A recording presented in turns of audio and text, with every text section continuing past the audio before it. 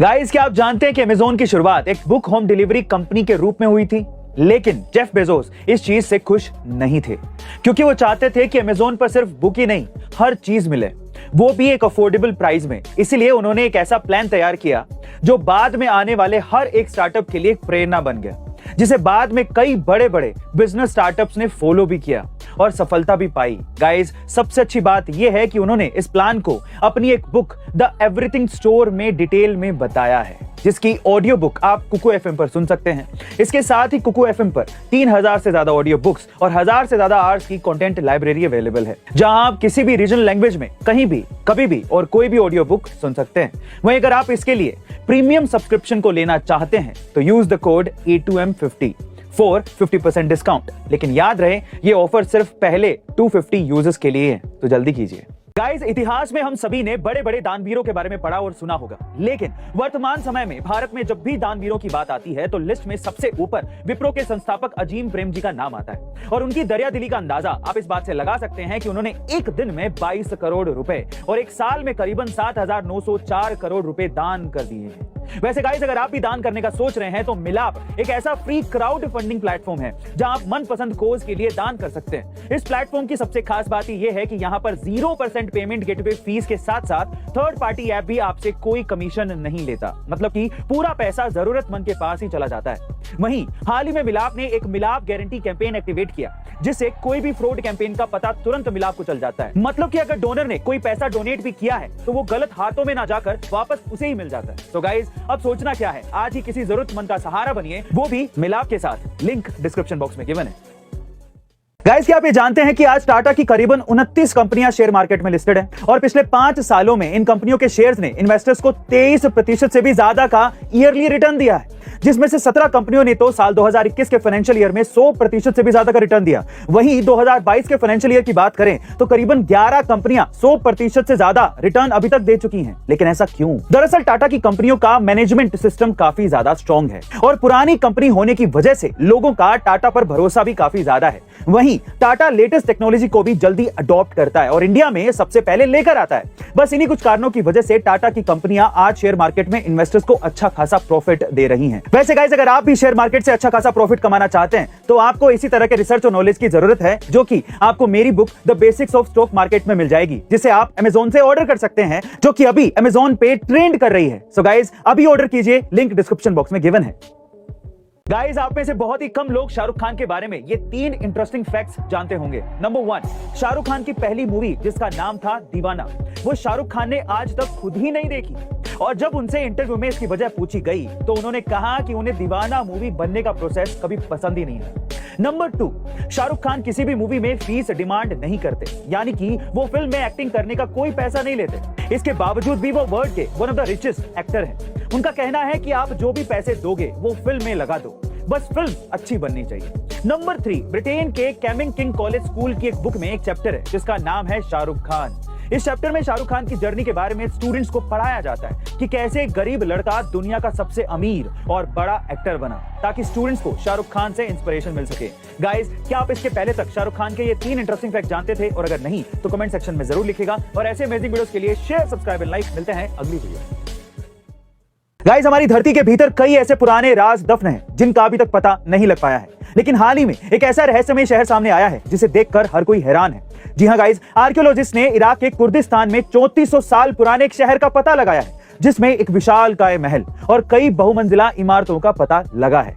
वहीं शहर में चीनी मिट्टी के बर्तन और 100 साल से भी ज्यादा पुराने अभिलेखागार भी मिले हैं। और सबसे चौंकाने वाली बात यह है कि शहर में इमारतों की दीवारें मिट्टी की बनी हुई हैं, जो कई सालों तक पानी में डूबी रहने के बावजूद भी बेहद अच्छी स्थिति में है। दरअसल ये शहर 1350 बीसी के दौरान आए एक भूकंप की वजह से पूरी तरह से पानी में डूब गया था, और अब जब इराक में जलवायु परिवर्तन की वजह से ज्यादा गर्मी पड़ी तो यहाँ का पानी सूख गया और ये शहर वहाँ के स्थानीय लोगों को दिखाई देने लगा। बहरहाल, इस शहर को आर्कियोलॉजिस्ट टीम ने प्लास्टिक से ढक दिया है, क्योंकि उनका ये मानना है कि अभी भी इस शहर में कई पुराने राज दफन है। वैसे गाइस, आपको इस शहर की रहस्यमय तस्वीरों को देखकर कैसा लगा? कमेंट सेक्शन में जरूर लिखिएगा। और ऐसे अमेजिंग वीडियोस के लिए शेयर, सब्सक्राइब एंड लाइक। मिलते हैं अगली वीडियो में। गाइस, आजकल वाईफाई का जमाना है, जहां देखो वहां आपको फ्री वाईफाई मिल जाएंगे और लोग भी इंटरनेट चलाने के लिए इन वाईफाई का यूज बड़े अच्छे से करते हैं, कुछ ज्यादा ही करते हैं। लेकिन क्या आप ये जानते हैं कि अगर आप किसी भी दूसरे पर्सन के वाईफाई से कनेक्ट करते हैं या फिर उसका यूज कर रहे हैं, वो भी उसकी इजाजत के बिना, तो आपको जेल हो सकती है। जी हां गाइस, इंफॉर्मेशन टेक्नोलॉजी एक्ट 43 के तहत अगर आप किसी भी दूसरे पर्सन के वाईफाई कनेक्शन का यूज कर रहे हैं और वो भी उसे बताए बिना, तो उसकी कंप्लेन करने पर आपको 3 साल तक की जेल और 5 लाख रुपए तक का जुर्माना भरना पड़ सकता है। गाइस, क्या आप भी अब तक किसी दूसरे का वाईफाई यूज करते आ रहे थे और आपको इससे पहले तक ये रूल पता था? कमेंट सेक्शन में जरूर लिखिएगा और ऐसे अमेजिंग वीडियोस के लिए शेयर, सब्सक्राइब एंड लाइक। मिलते हैं अगली वीडियो में। गाइस, अब मोदी जी फ्लिपकार्ट और अमेज़न को इंडिया से खत्म करने वाले हैं, लेकिन कैसे? दरअसल गवर्नमेंट ऑफ इंडिया ने ONDC यानी कि open network for digital commerce platform launch कर दिया है, जो कि बिल्कुल एक ई-कॉमर्स प्लेटफॉर्म की तरह ही है, जैसे कि अभी अमेज़न और फ्लिपकार्ट है। लेकिन ONDC में इन सबसे अलग एक खास बात भी है कि आप किसी भी प्लेटफॉर्म का सामान यहां खरीद सकते हैं। जैसे कि अगर फ्लिपकार्ट पर कोई सामान बिक रहा है तो आपको फ्लिपकार्ट पर जाने की जरूरत नहीं है, आप यहीं से उसे खरीद सकते हैं। मतलब कि ONDC से ये सारे ई-कॉमर्स ऐप एक ही जगह पर आ जाएंगे, जिसमें ये फायदा होगा कि आप सेम प्रोडक्ट के प्राइस को कंपेयर भी कर पाओगे। बहरहाल गवर्नमेंट इसे अभी कुछ ही सिटीज में टेस्ट कर रही है और अगर ये सक्सेसफुल रहा तो अमेज़न और फ्लिपकार्ट को आने वाले समय में बहुत भारी नुकसान हो सकता है। लेकिन गाइस, आपको क्या लगता है कि इंडिया का ये ऐप अमेज़न और फ्लिपकार्ट को टक्कर दे पाएगा? कमेंट सेक्शन में जरूर लिखिएगा और ऐसे अमेजिंग वीडियोस के लिए शेयर, सब्सक्राइब एंड लाइक। मिलते हैं अगली वीडियो में।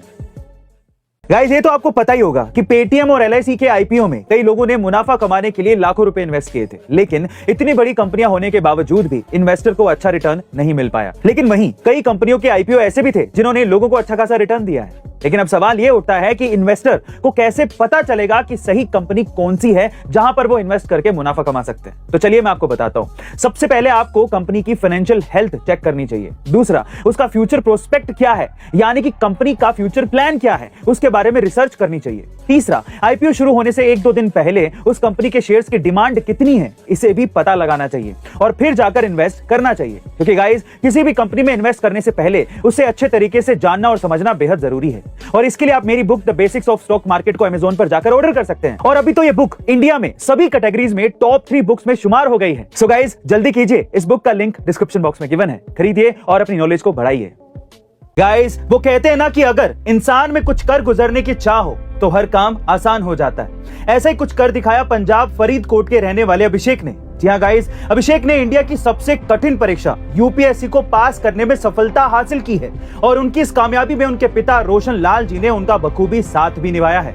दरअसल अभिषेक के पिता रोशन लाल कई सालों से एक जूते की दुकान चला रहे थे और वो कभी भी ये नहीं चाहते थे कि उनका बेटा उनकी तरह बने। इसलिए उन्होंने अपने बेटे को कभी भी जूते की दुकान पर नहीं आने दिया और खुद ही घर की सारी जिम्मेदारी अपने कंधों पर ले ली। वहीं अभिषेक ने भी पिता के सपने को टूटने नहीं दिया और घर में ही रहकर UPSC की तैयारी करते हुए UPSC में ऑल इंडिया रैंक 218 हासिल की। गाइस, अभिषेक की इस मेहनत और उनके पिता के सेक्रीफाइस के लिए एक हार्ट तो बनता है। बाय द वे, आप किस एग्जाम की तैयारी पूरे शिद्दत से कर रहे हो? कमेंट सेक्शन में लिखना मत भूलिएगा। गाइस, अक्सर आप उन सफल लोगों की तरफ देखकर सरप्राइज्ड होते होंगे जो आपको बड़ी बड़ी पार्टीज, फंक्शंस, मीटिंग्स या फिर सेमिनार्स में दिखते होंगे। दरअसल ये वो सफल लोग हैं जिनमें टैलेंट की भले ही कमी हो, लेकिन उनकी कम्युनिकेशन स्किल इतनी लाजवाब होती है कि कोई भी पर्सन जब उनसे बात करता है या फिर उन्हें सुनता है तो उनका मुरीद हो जाता है और उनकी यही खूबी उन्हें सफल बनाती है। वैसे गाइस, अगर आप भी इस तरह की कम्युनिकेशन स्किल बिल्ड करना चाहते हैं तो how to talk to anyone book की बुक समरी कुकू FM पर सुन सकते हैं।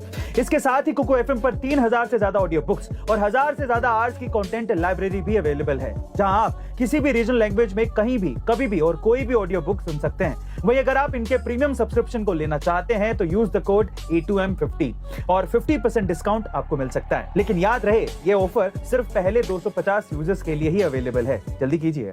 गाइस, KGF 2 के अधीरा और मुन्ना भाई के नाम से मशहूर बॉलीवुड एक्टर संजय दत्त की एक्टिंग और डायलॉग की पूरी दुनिया दीवानी है, लेकिन ये उनकी जिंदगी का एक सच है। उनकी जिंदगी का एक दूसरा सच भी है कि वो कई बार अपनी गलत आदतों की वजह से लोगों के निशाने पर रहे हैं और इस बात का खुलासा उन्होंने हाल ही में दिए एक इंटरव्यू में खुद किया।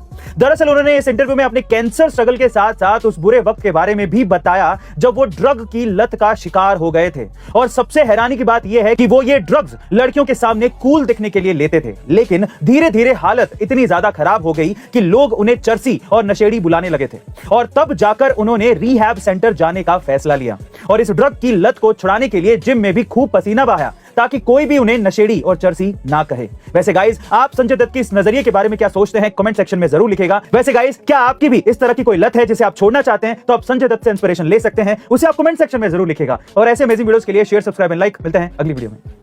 अमेरिका का सुप्रीम कोर्ट दुनिया का सबसे खतरनाक है। जो लिख दिया वो लिख दिया। इंटरनेशनल पॉलिटिक्स में यह कहा जाता है कि ब्रिटेन की संसद और अमेरिका का सुप्रीम कोर्ट मुर्दा को जिंदा कर सकता है और जिंदा को मार सकता है। इतना उसके पास क्या है, पावर है। अमेरिका का तो संविधान का तो पूरा लिखित है और दुनिया का सबसे छोटा संविधान है अमेरिका का संविधान, इसलिए क्योंकि उन्होंने अपनी जरूरत के हिसाब से बनाया है। और एजुकेशन लेवल बहुत अच्छा है वहां पर, एजुकेशन बहुत ही ज्यादा आगे है, कोई उसमें एजुकेशन में कमी नहीं है। और हमारे यहाँ जिन्हें देश चलाना है उन्हीं में एजुकेशन नहीं है, समझ में आया? जिनको देश चलाना अनुभव वही नहीं है। अब उसके अंडर जो काम करता है वो सेक्रेटरी रहता है, आईएएस अधिकारी रहता है। अब ये बताओ, जो पढ़ने में एकदम ए ग्रेड का रहेगा वही क्या रहेगा, आईएएस। अब बताओ, आईएएस अधिकारी वगैरह अनपढ़ को उतना वैल्यू देता है सब, और नेतवा बन जाते हैं कहने के लिए good morning sir, good morning, जैला के बाद गरियाता है लोल कहीं का, नाड़ा बांधने तो आता है तोरा। गाइस, अब मुकेश अंबानी इंडिया का सबसे बड़ा आईपीओ लाने वाले हैं। जी हाँ गाइस, खबरों की माने तो मुकेश अंबानी रिलायंस जियो और रिलायंस रिटेल के आईपीओs को लाने का मन बना रहे हैं, जिसमें वो करीबन 50,000 करोड़ से लेके 70,000 करोड़ रुपए तक का फंड रेज कर सकते हैं, जो कि एलआईसी के 21,000 करोड़ रुपए के आईपीओ से 3 गुना है। यही नहीं, मुकेश अंबानी इसे अमेरिका के स्टॉक एक्सचेंज नेस्डेक में भी लिस्ट करने वाले हैं, क्योंकि उन्हें यह पता है कि दुनिया की ज्यादातर बड़ी कंपनियां नेस्डेक पर ही लिस्टेड हैं, जिसमें गूगल और फेसबुक जैसी बड़ी कंपनियां तो पहले से ही जियो में इन्वेस्टेड हैं। वैसे गाइस, अगर आप भी किसी भी बड़ी कंपनी के आईपीओ में इन्वेस्ट करने का मन बना रहे हैं, तो सबसे पहले उस कंपनी के बारे में रिसर्च जरूर कर लें, फिर उसमें इन्वेस्ट करें। और उसके लिए आप मेरी book the basics of stock market की मदद भी ले सकते हैं, जहां आप इन सभी चीजों को बिल्कुल बेसिक से सीख सकते हैं। सो गाइस, अब इस बुक को ऑर्डर करें, डिस्क्रिप्शन बॉक्स में लिंक गिवन है, जो कि अमेज़न पे नंबर 1 पे ट्रेंड भी कर रही है। देर किस बात की, फटाफट से अपनी जर्नी को शुरू करें मेरी बुक को पढ़कर।